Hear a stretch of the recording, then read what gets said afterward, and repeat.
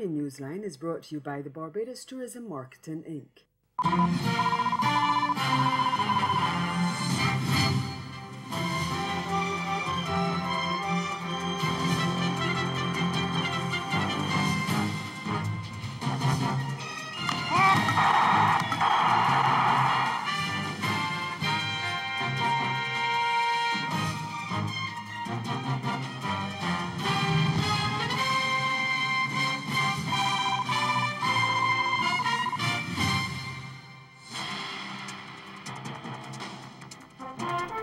The Guyana government denies collusion with electoral officials to delay the polls.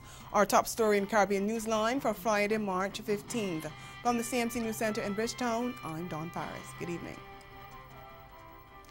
The Guyana government has denied and condemned allegations by opposition leader Barrett Jagdeo that President David Granger is colluding with the Elections Commission, GCOM, to delay elections. The opposition leader on Thursday accused the president of pressuring government-nominated commissioners into saying that the electoral body is not ready to host credible general and regional elections, which are constitutionally due by March 19th, following the coalition government's defeat in the December 21, 2018 no-confidence motion. But Granger maintains that his administration did not get the kind of guidance needed to enable him to name an election date. In an address to the nation on Friday afternoon, he said the government is conducting its affairs in accordance with the Constitution and with respect to the rule of law. Granger added that he had to consider the judicial process and the outcome of the appeal which the government has filed against a High Court decision that the no-confidence vote was valid and elections should proceed. And he said he was also relying on public confidence in the institutions responsible for executing the processes. Those processes, he said, demand political cooperation and not confrontation.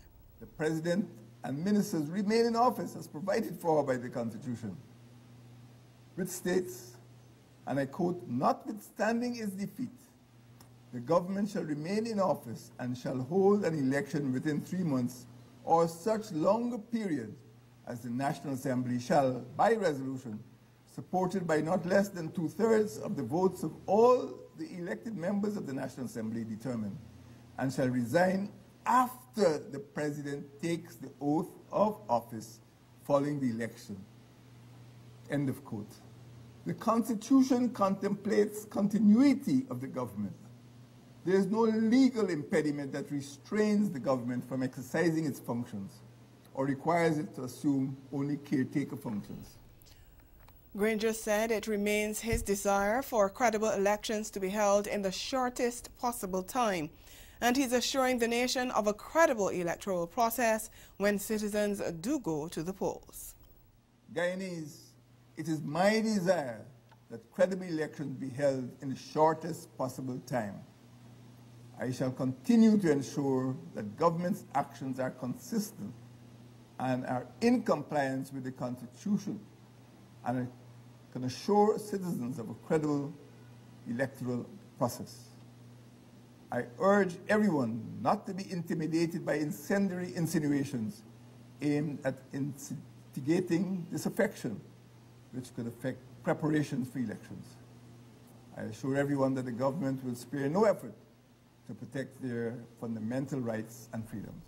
Meantime, GCOM has voted to create a new voters list using house-to-house registration, which means the polls will definitely not be held before April 30th, which is when the current list expires. The vote was taken on Thursday in the absence of opposition-nominated commissioners who walked out of a GCOM meeting.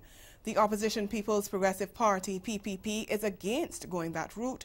Speaking to reporters after the vote, Government Commissioner Charles Corbin said the PPP-appointed commissioners refused to vote on the issue. Well, we had voted. They said that they will not participate in any vote.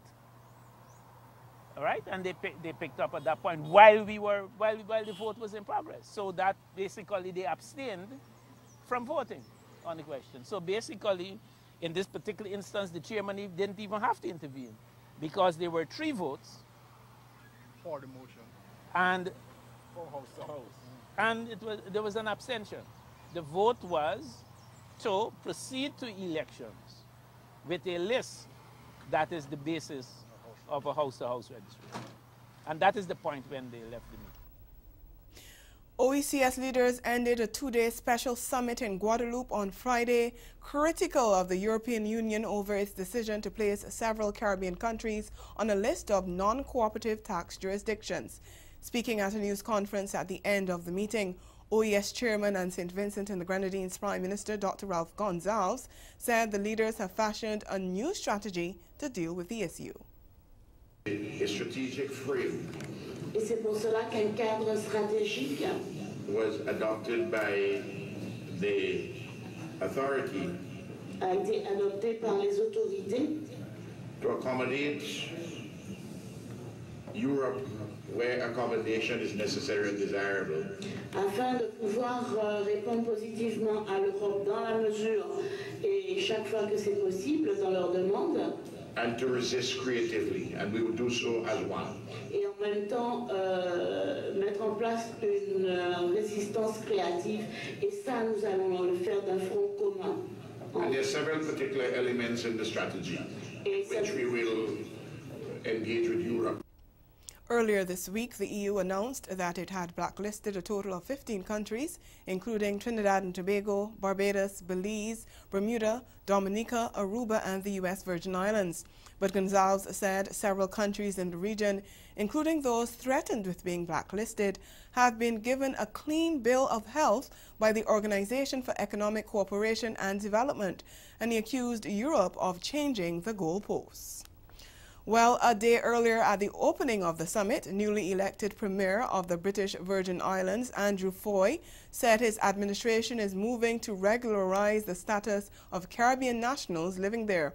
He said many of them have been residing in the British Overseas Territory with no official status, and there's a need to fix that. Premier Foy said that since taking office 2 weeks ago, his government set up a committee to look into the status of thousands of people, most of them from the Eastern Caribbean, who've made the BVI their home.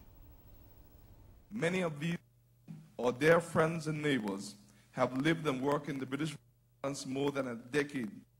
Many of them have birth and raised their children there. They have no official status. My government believes that it is an economic and moral imperative that we fix this situation and afford residents more permanent status agreements for the many families who have been kept in limbo and forced to live a life of uncertainty all these years. The highlight of the two-day summit was the admittance of Guadeloupe as an associate member of the OECS. The Antigua and Barbuda government says it's prepared to hold talks with Carnival Cruise Lines amid confusion over whether the cruise company had cancelled several scheduled calls to the Twin Island nation. Earlier this week, Tourism and Investment Minister Charles Max Fernandez condemned as misleading and scaremongering a statement by President of the Antigua and Barbuda Cruise Tourism Association, Nathan Dundas, that 4 Carnival ships due to stop in St. John's for the November 2019 to 2020 period would stop at other ports instead. Information Minister Melford Nicholas says the Gaston Brown-led administration is prepared to meet with the cruise company at a mutually convenient location. He said that in the meantime, both parties have agreed to refrain from making any comments on the situation. We felt it necessary to engage them still further. Despite the hostilities, we have continued to engage. We see them as an important player. Their total brand and all of the ships that are under their control would contribute a significant portion of the existing passengers that come to Antigua and the existing port calls that come to Antigua, and so we do not consider them as being insignificant in the business. So we have continued to engage them.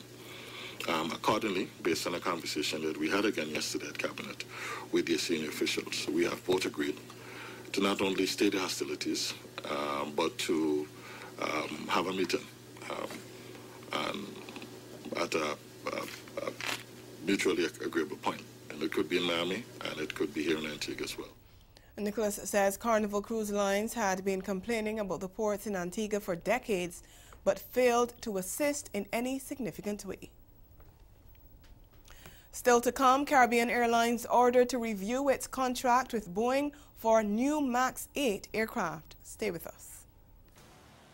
Jump up to this, non-stop turn and twist. What up, it's your boy French Montana. It's me, Smokey Robinson. It's your boy David Doe. Hi, I'm Elmay. This is Buju Banton, and I'll be performing live with the Shiloh Band in St. Kitts Music Festival. Don't miss the 23rd Annual St. Kitts Music Festival, June 26th to June 30th, 2019. Featuring Buju Banton, Smokey Robinson, Popcorn, and Elmay. Also, Davido, French Montana, Fimba, Edwin Yearwood and Crossfire, Coco T, Skinny Fabulous, Shal Marshall, Charlie Black, Farmer Nappy, Nadia Batson, Infamous, New Vibes Band, and many, many more. It will be epic. It will be mind-blowing. It will be jaw-dropping. It will be awesome. The St. Kitts Music Festival, an experience like no other. For more information and to buy tickets, log on to www.stkittsmusicfestival.com.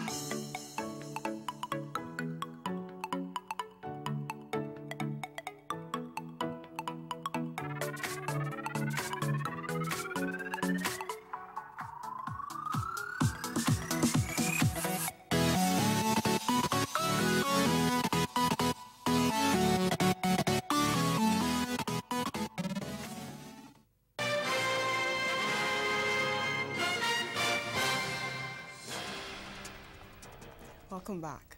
Trinidad and Tobago's national carrier, Caribbean Airlines, has been ordered to review its contract with Boeing for a new MAX 8 aircraft, the same model of plane involved in Sunday's Ethiopian Airlines crash. Finance Minister Colm Inbert said on Thursday that he has also instructed the airline to put contingency measures in place if an investigation by the U.S. Federal Aviation Administration, the FAA, determines that the plane is not airworthy. CAL announced last year that it would add 737 MAX 8 aircraft to its fleet at the end of this year. Minister Imbert's instructions to the carrier were issued days after the Ethiopian Airlines accident, which resulted in the deaths of all 157 people on board.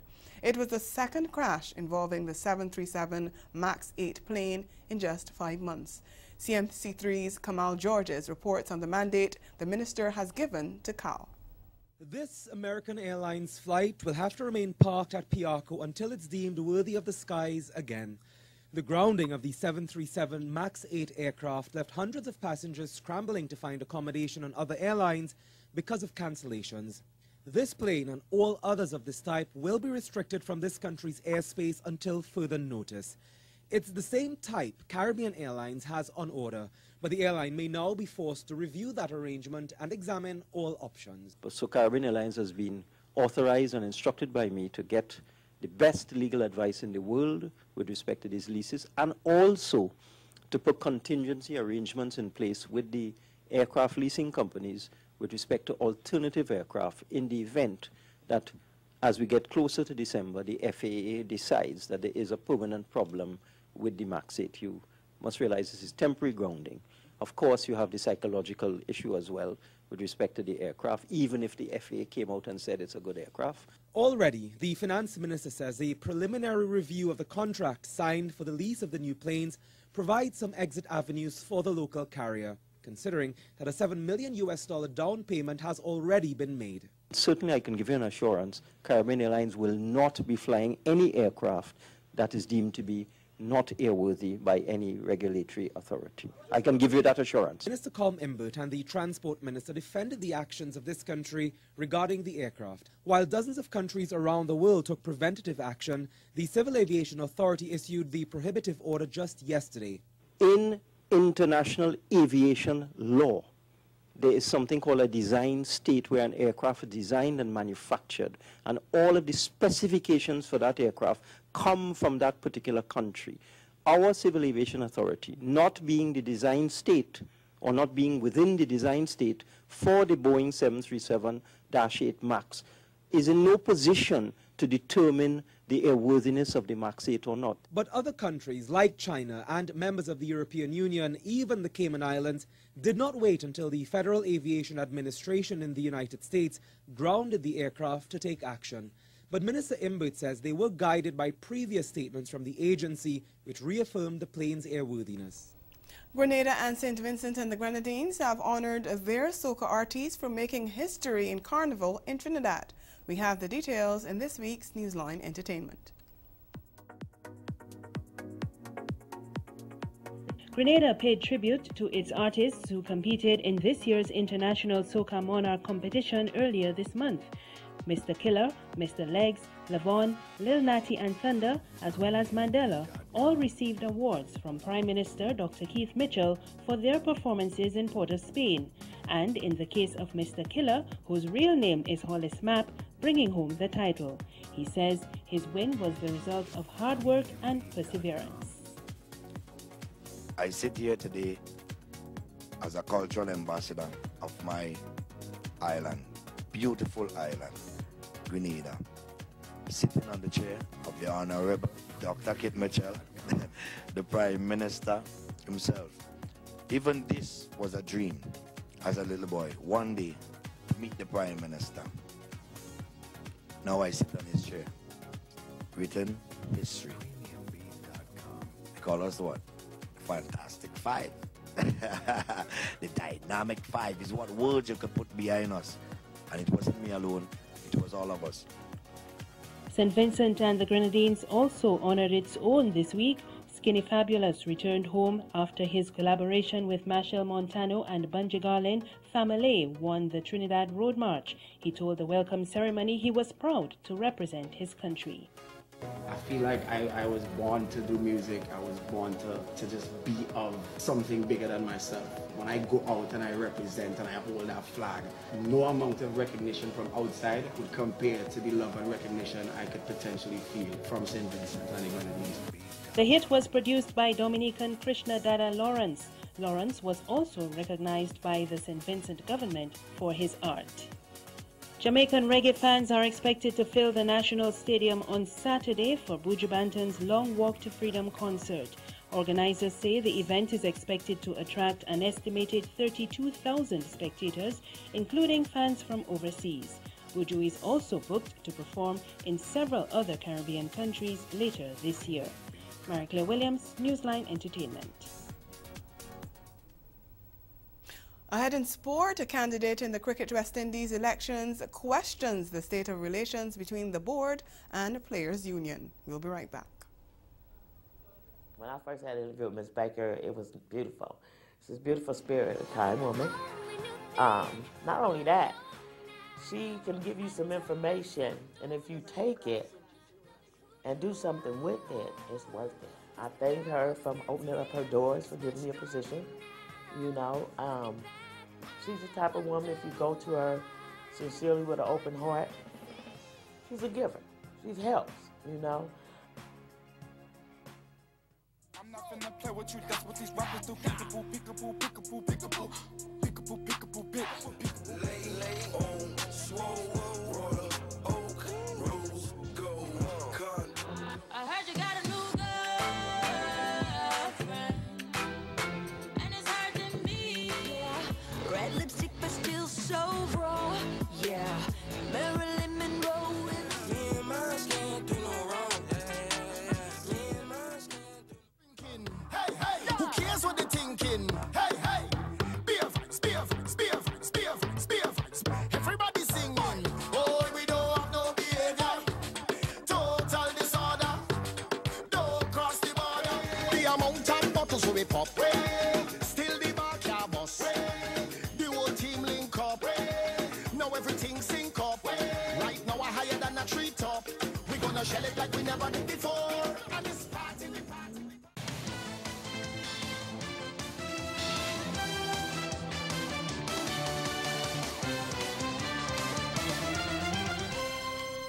Time for sports now. Cricket West Indies vice presidential candidate Dr. Kishore Shallow is not convinced the relationship between the board and players' union WIPA is as healthy as being purported.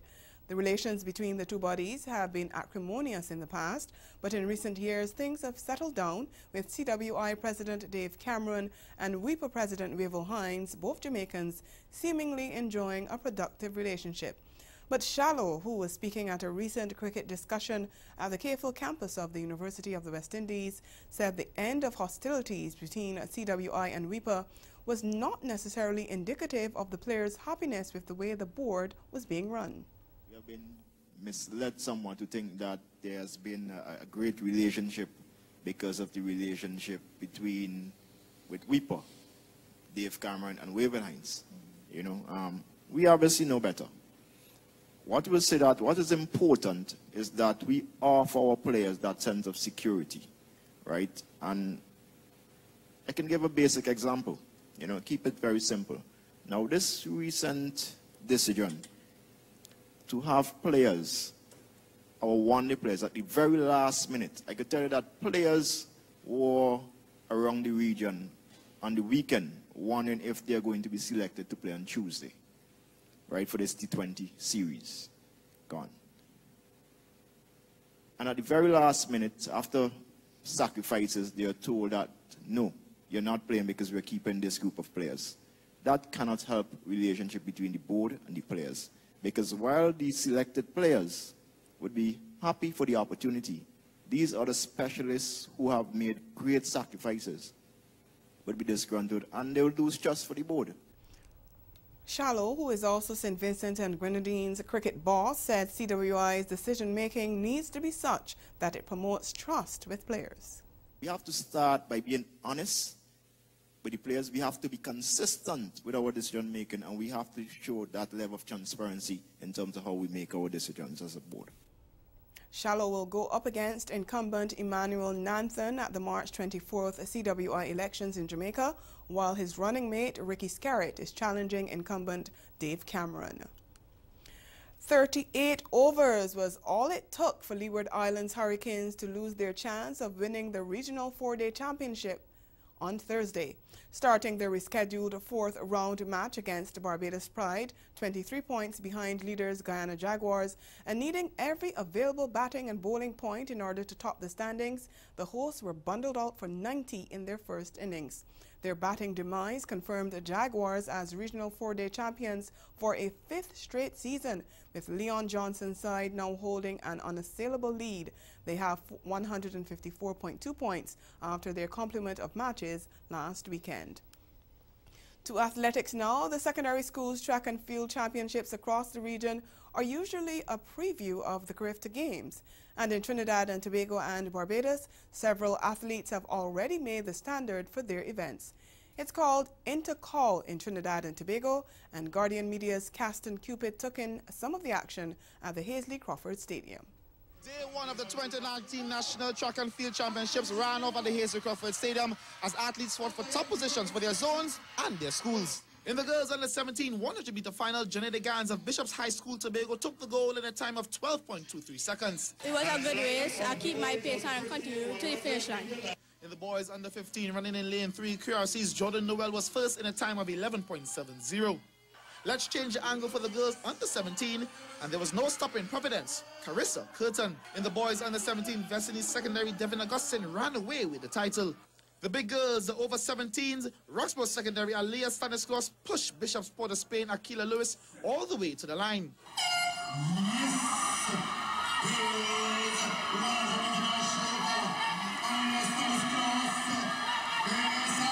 Lewis won in a time of 11.93. Stanislas was second in 11.96. And Leah Bernardo of Azure Girls San Fernando was a distant third. In the big guns, the boys over 17, well, that race didn't disappoint.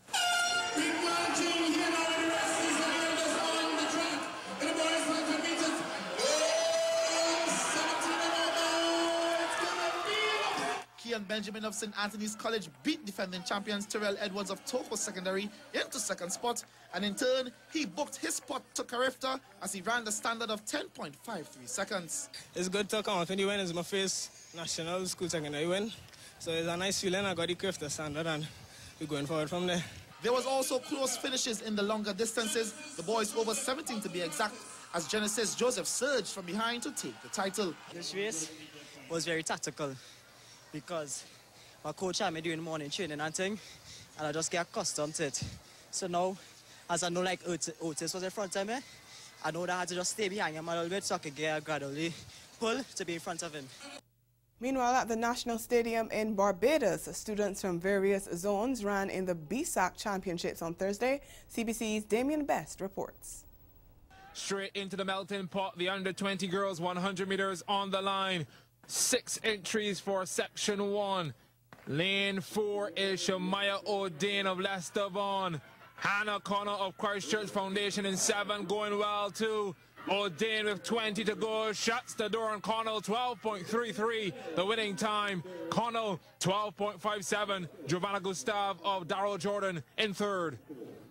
Well, you thought that was brisk. The next section, the winner crossed the line 0.01 seconds faster than O'Dane. Keep your eyes on lane 4. That's Sarah Bell of Christchurch Foundation. Kayla Morris of Harrison College in 5. Only caught a glimpse of Bell out the corner of her eye. And then Bell went missing. Already at the finish. 12.32 on the clock. Morris, 12.73. Sarah Lawrence of Parkinson Memorial holding on to 3rd in 12.88. On to the under-20 boys. Section 2 was the slowest of the 3. But I tell you what, it didn't lack competitiveness. The 6'5" frame of Joshua Young in lane 6 couldn't be missed, and he put that height to good use. 11.71, just getting home ahead of a late finishing Kyrell Pierre of Leicester Vaughan in 11.72, and Jean-Pierre Hines of Foundation in 11.76. Well, Section 3 posted faster times. Jamil Walks Miller left nothing to chance. He's in lane 3 and closing in on the finish quickly. His form was A-class, 10.97 seconds. Jared Griffith of Harrison College for 2nd, 11.28, and Shaquan Daniel of Princess Margaret 3rd, 11.62. And that's the sport. We'll be right back.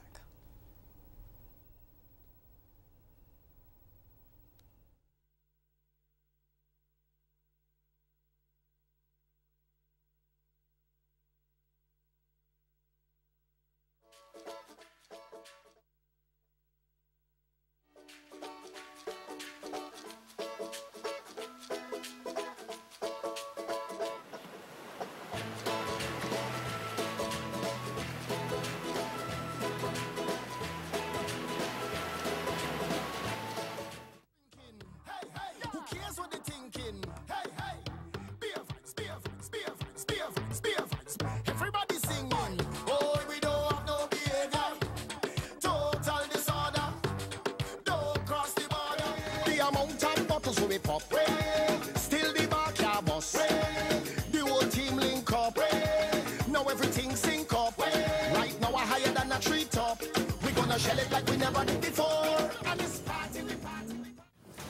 Dance, jump up to this non-stop turn and twist. What up? It's your boy Fresh Montana. It's me, Smokey Robinson. It's your boy David Doe. Hi, I'm Elme. This is Buju Banton, and I'll be performing live with the Shiloh Band in St. Kitts Music Festival. Don't miss the 23rd Annual St. Kitts Music Festival, June 26th to June 30th, 2019. Featuring Buju Banton, Smokey Robinson, Popcorn, and Elme. Also, Davido, French Montana, Fimba, Edwin Yearwood and Crossfire, Coco T, Skinny Fabulous, Charles Marshall, Charlie Black, Farmer Nappy, Nadia Batson, Infamous, New Vibes Band, and many, many more. It will be epic. It will be mind-blowing. It will be jaw-dropping. It will be awesome. The St. Kitts Music Festival, an experience like no other. For more information and to buy tickets, log on to www.stkittsmusicfestival.com.